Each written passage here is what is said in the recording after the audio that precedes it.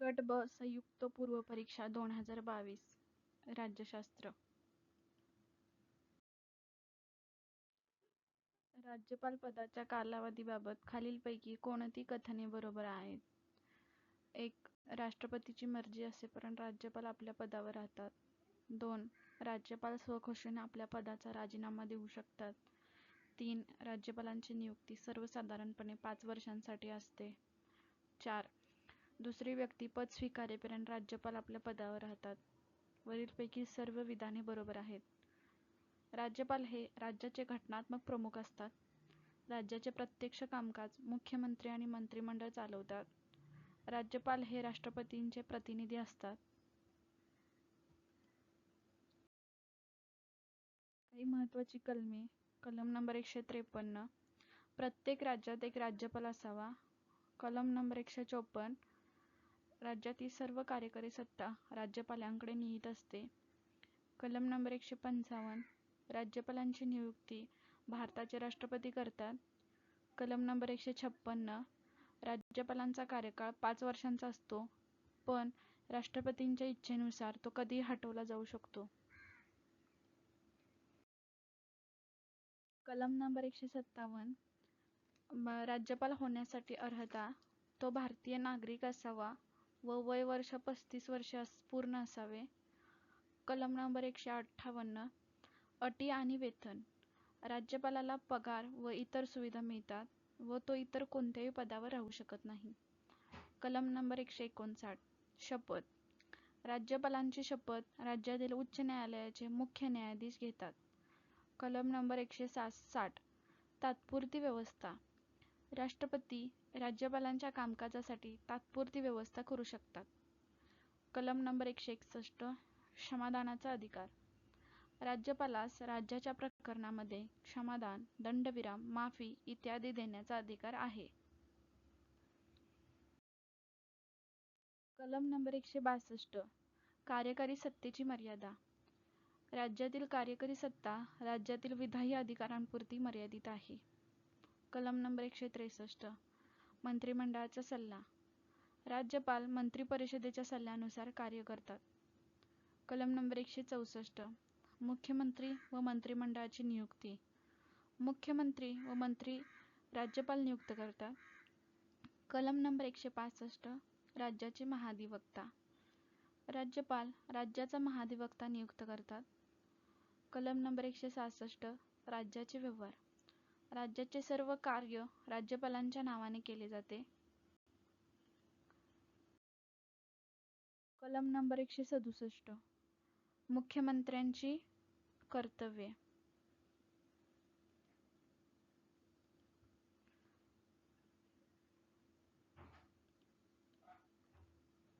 मुख्यमंत्री राज्यपालास माहिती देतात. कलम नंबर 174, विधानसभा अधिवेशने बोलावणे, स्थगित करणे, विसर्जन करणे इत्यादी राज्यपालाला अधिकार आहेत. कलम नंबर 200, विधेयकावर सही करणे, नकार देणे किंवा राखून ठेवणे, राज्यपालांना असे अधिकार असतात. कलम नंबर 201, विधेयक राष्ट्रपतींकडे राखून ठेवणे, राज्यपाल काही विधेयक राष्ट्रपतीकडे पाठवू शकतात. कलम नंबर 213, अध्यादेश जारी करण्याचा अधिकार, राज्यपालास तात्पुरते कायदे ऑर्डिनन्स जारी करण्याचा अधिकार आहे.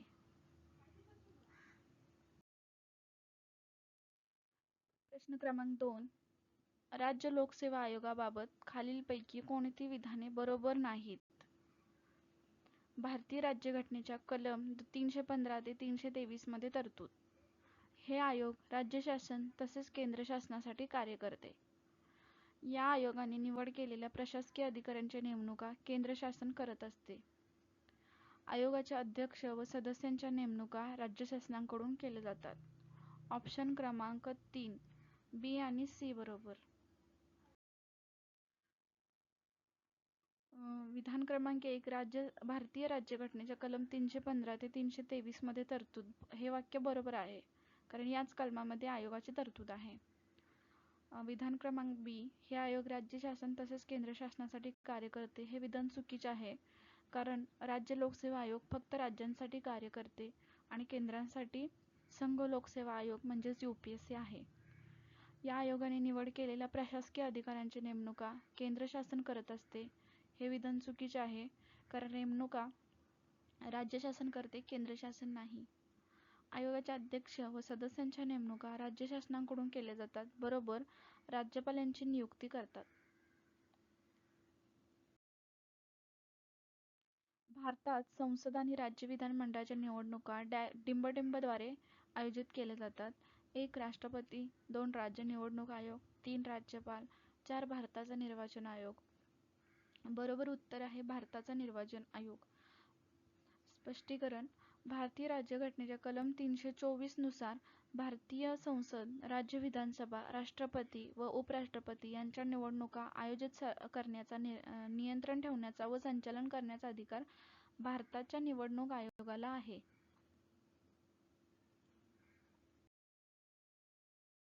भारतीय संविधानाच्या कोणत्या कलमात मुख्यमंत्री यांची कर्तव्ये स्पष्ट केली आहेत? कलम नंबर 163, कलम नंबर 166, कलम नंबर 167, कलम नंबर 164.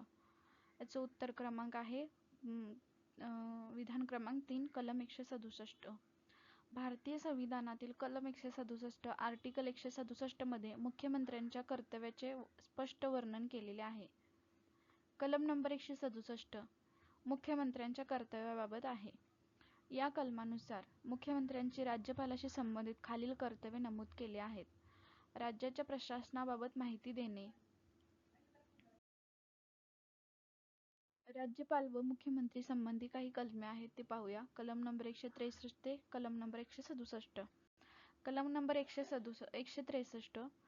राज्यपालास त्याच्या कार्यात सहाय्य व सल्ला देण्यासाठी मंत्रिपरिषद असेल, ज्याचे नेतृत्व मुख्यमंत्री करतो. राज्यपाल काही प्रसंगी आपल्या विवेकाधिकारानेही कार्य करू शकतो. कलम नंबर 164. मुख्यमंत्र्यांची नियुक्ती आणि मंत्र्यांचा कार्यकाळ. मुख्यमंत्री राज्यपालांकडून नियुक्त होतो. इतर मंत्री मुख्यमंत्र्यांच्या सल्ल्यानुसार राज्यपाल नियुक्त करतो. मंत्र्यांचा कार्यकाळ राज्यपालांच्या इच्छेनुसार असतो. मंत्रिपरिषद एकत्रित जबाबदार असतो. कलम नंबर 165. महाधिवक्ता. राज्यासाठी एक महाधिवक्ता असेल, जो राज्याचा सर्वोच्च कायदेविषयक अधिकारी असेल. कलम नंबर 166. राज्य सरकारचे कार्यप्रणाली. राज्यपालाच्या नावाने राज्याचे सर्व कार्य चालवले जाईल. कार्यप्रणाली आणि निर्णय घेण्याची प्रक्रिया नियमांद्वारे निश्चित केली जाईल. कलम नंबर 167. मुख्यमंत्र्यांच्या कर्तव्याबाबत. मुख्यमंत्री राज्यपालाला राज्याच्या प्रशासनाबद्दल माहिती देतो, मंत्रिपरिषदेच्या निर्णयाची माहिती देतो आणि राज्यपालांच्या मागणीनुसार आवश्यक माहिती पुरवतो.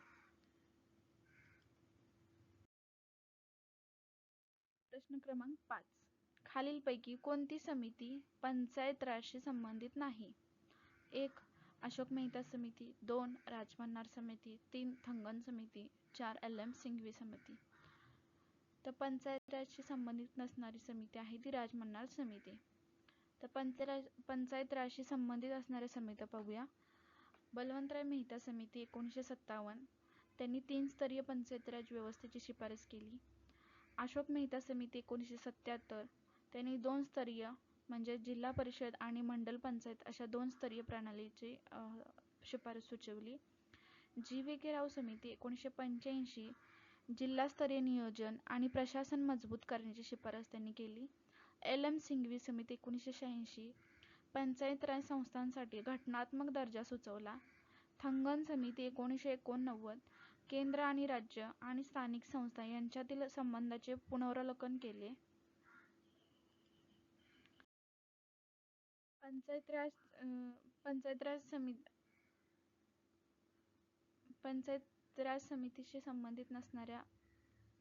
राजशी संबंधित नसलेल्या समित्या. संतानम समिती 1963, भ्रष्टाचार प्रतिबंधाशी संबंधित आहे. कोठारी आयोग 1964 ते 66, शिक्षणाशी संबंधित. राजमन्नार समिती 1969, केंद्र राज्य संबंधाशी संबंधित. व्यंकटाचलय आयोग 2000, संविधानिक पुनरावलोकनाशी संबंधित.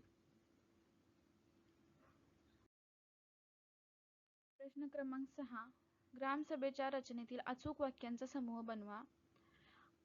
विधान क्रमांक ए. गावातील सर्व प्रौढ नागरिकांनी मिळून ग्रामसभा तयार होते. बी. 18 वर्ष पूर्ण करणारा प्रत्येक मतदार ग्रामसभेचा सभासद बनतो. ग्रामसभेला निवडणूक असते. डी. ग्रामपंचायतीचे सर्व मतदार ग्रामसभेचे सभासद असतात.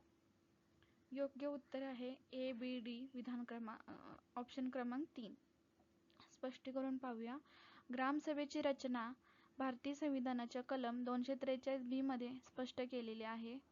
विधान क्रमांक ए बरोबर आहे, कारण गावातील सर्व प्रौढ नागरिकांनी मिळून ग्रामसभा तयार होते. विधान क्रमांक बी बरोबर आहे. 18 वर्ष पूर्ण करणारा प्रत्येक मतदार ग्रामसभेचा सभासद असतो. विधान क्रमांक सी चुकीचे आहे, कारण ग्रामसभेची निवडणूक होत नाही, ती सर्व मतदारांची नैसर्गिक संघटना असते. विधान क्रमांक डी बरोबर आहे. ग्रामपंचायतीच्या हद्दीतील सर्व मतदार ग्रामसभेचे सदस्य असतात. प्रश्न क्रमांक 7. 73व्या संविधान संशोधन अधिनियम 1993 अनुसार ग्रामपंचायतीतील देण्यात आलेल्या नवीन जबाबदाऱ्या. ए. भूमी सुधार कायदा लागू करणे. बी. वनोद्योग, लघु व कुटीर उद्योगांचा विकास करणे. तांत्रिक व व्यावसायिक शिक्षणाची सुविधा उपलब्ध करून देणे. गावातील जनतेसाठी मनोरंजनाची व्यवस्था करणे. ऑप्शन आहेत ए, ऑप्शन 2 आहे डी, ऑप्शन 3 आहे ए आणि डी, ऑप्शन 4 आहे बी आणि सी. वरीलपैकी कोणते वाक्य बरोबर नाही? तर योग्य उत्तर आहे ऑप्शन क्रमांक 3, ए आणि डी हे वाक्य बरोबर नाही. म्हणजे ए म्हणजे कोणते? भूमी सुधार कायदा लागू करणे, आणि डी म्हणजे गावातील जनतेसाठी मनोरंजनाची व्यवस्था करणे. हे वाक्य चुकीचे आहेत. कारण 73व्या संविधान संशोधन अधिनियम 1992 अंमलात आली 24 एप्रिल 1993 नुसार ग्रामपंचायतींना 11व्या अनुसूचीतील 29 विषयावरील जबाबदाऱ्या देण्यात आल्या आहेत. त्यापैकी योग्य जबाबदाऱ्या आहेत बी, ऑप्शन क्रमांक बी, वनोद्योग, लघु व कुटीर उद्योगांचा विकास करणे. सी, तांत्रिक व व्यावसायिक शिक्षणाची सुविधा उपलब्ध करून देणे. आणि बरोबर नसलेली वाक्य आहेत ए, भूमी सुधार कायदा लागू करणे. हा विषय राज्य शासनाचा आहे, ग्रामपंचायतीचा नाही. आणि ऑप्शन क्रमांक डी, गावातील जनतेची मनोरंजनाची व्यवस्था करणे. हा विषय थेट 11व्या सूचीत समाविष्ट नाही.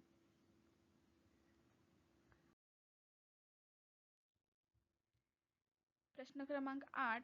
प्रत्येक राज्याला महाधिवक्ता असावा असे कोणत्या कलमात नमूद केले आहे? कलम नंबर 194, 2 कलम नंबर 177, 3 कलम नंबर 197, 4 कलम नंबर 165. ऑप्शन क्रमांक आहे 4 कलम नंबर 165.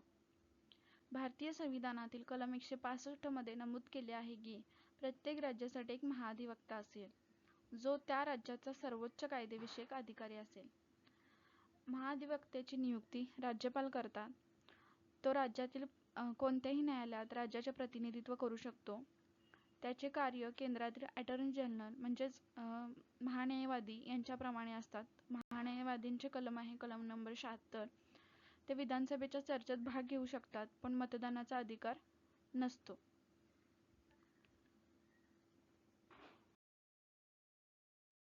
प्रश्न क्रमांक 9. भारतीय राज्यघटनेच्या मसुदा समितीचे खालीलपैकी कोण सदस्य होते? 1. वल्लभभाई पटेल, 2. जवाहरलाल नेहरू, 3. अल्लादी कृष्णस्वामी अय्यर, 4. डॉ. राजेंद्र प्रसाद. योग्य उत्तर आहे अल्लादी कृष्णस्वामी अय्यर. स्पष्टीकरण पाहूया. भारतीय राज्यघटनेच्या मसुदा समितीचे ड्राफ्टिंग कमिटी अध्यक्ष होते डॉ. बाबासाहेब आंबेडकर. ही समिती एकूण 7 सदस्यांची होती. सदस्यांचे नाव होते डॉ. बाबासाहेब आंबेडकर हे अध्यक्ष होते, एन. गोपालस्वामी अय्यंगार हे सदस्य होते, अल्लादी कृष्णस्वामी अय्यंगार हे सदस्य होते, के. एम. मुन्शी हे सदस्य होते, सय्यद मोहम्मद सादुल्ला हे सदस्य होते, बी. एल. मित्तर यांच्या जागी नंतर एन. माधवराव यांची नियुक्ती झाली, डी. पी. खेतान यांच्या जागी नंतर टी. टी. कृष्णमाचारी यांची नियुक्ती झाली. वल्लभभाई पटेल, जवाहरलाल नेहरू व राजेंद्र प्रसाद हे मसुदा समितीचे अध्यक्ष नव्हते. वल्लभभाई पटेल हे राजकीय एकीकरण व गृह मंत्रालयाशी संबंधित कामकाज बघत होते. जवाहरलाल नेहरू यांनी उद्देशिके मांडली व मूलभूत तत्त्वे ठरवणाऱ्या समितीशी संबंधित होते. राजेंद्र प्रसाद हे भारत संविधान सभेचे अध्यक्ष होते, पण मसुदा समितीचे सदस्य नव्हते.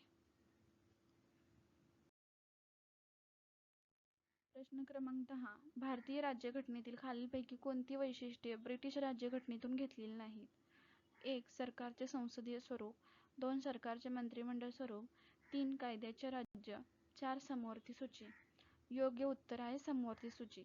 समवर्ती सूची ही आपण ऑस्ट्रेलियाकडून स्वीकारली आहे. भारतीय राज्यघटना अनेक देशांच्या राज्यघटनांमधून प्रेरित आहे. त्यातील ब्रिटिश राज्यघटनेतून घेतलेली प्रमुख वैशिष्ट्ये अशी आहेत. ब्रिटिश राज्यघटनेतून घेतलेली वैशिष्ट्ये: 1. संसदीय शासन प्रणाली, म्हणजेच केंद्रात आणि राज्यात संसदीय स्वरूपाची जबाबदार सरकार असेल. 2. मंत्रिमंडळ प्रणाली, पंतप्रधान व मंत्रिमंडळ जबाबदार शासन चालवतात. 3. कायद्याचे राज्य, म्हणजे सर्वजण कायद्यापुढे समान आहेत, कोणीही कायद्यापेक्षा वर नाही. थँक्यू.